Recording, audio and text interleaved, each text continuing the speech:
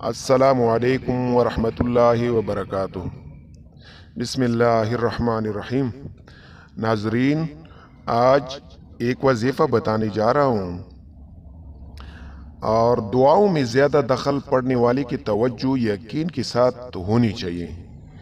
جتنی توجہ عقیدت یقین کے ساتھ پڑھی جائے، دعاؤں میں اتنی ہی مؤثر ہوتی ہے۔ اللہ کے نام اور اس کے کلام میں بہت بڑی برکت ہوتی ہے۔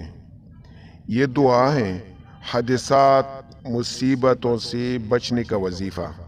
حضرت طلق رضی اللہ عنہ فرماتے ہیں کہ ایک شخص حضرت ابو دردہ رضی اللہ عنہ کی خدمت میں حاضر ہوا اور عرض کیا کہ آپ کا مکان جل گیا۔ فرمایا نہیں جلا۔ پھر دوسری شخص نے آ کر یہی اطلاع دی تو فرمایا نہیں جلا۔ پھر اس کے بعد تیسرا شخص آ کر یہی اطلاع دی تو فرمایا کہ نہیں جل رہے۔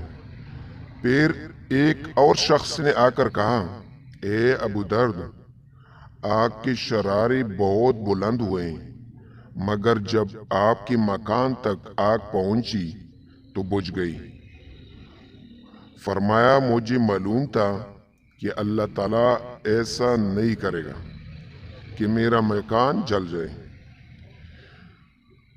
کیونکہ میں نے رسول اکرم صلی اللہ علیہ وآلہ وسلم سے سنا ہے کہ جو شخص صبح کے وقت یہ کلمات پڑھ لے، شام تک اس کو کوئی مصیبت نہیں پہنچے گی۔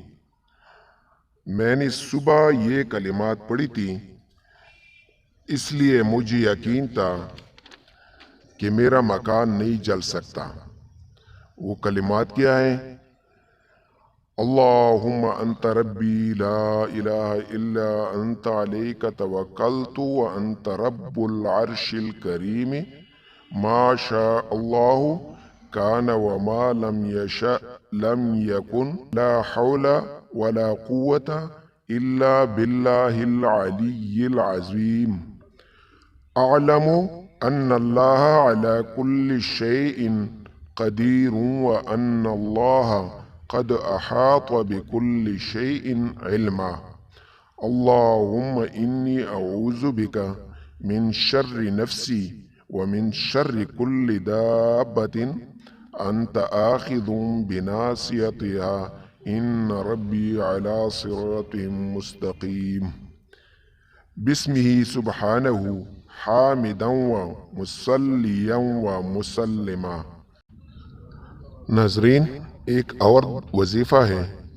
سیدنا عثمان بن عفان رضی اللہ عنہ فرماتے ہیں کہ میں نے نبی کریم صلی اللہ علیہ وآلہ وسلم سے سنا ہے، جس نے شام کو یہ دعا 3 بار پڑھ لی اس سے صبح تک، اور جس نے صبح پڑھ لی اس سے شام تک کسی اچانک مصیبت کا سامنا نہیں ہوگا۔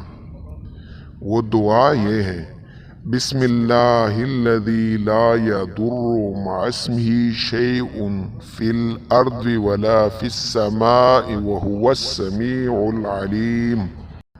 پیارے دوستو، صبح شام یہ دعاؤں کا معمول بناؤ، انشاءاللہ اللہ تعالیٰ ہر مصیبت سے حفظ امان میں رکھے گا۔ پیارے دوستو، اگر ویڈیو پسند آئی تو چینل سبسکرائب کرنا۔ شکریہ۔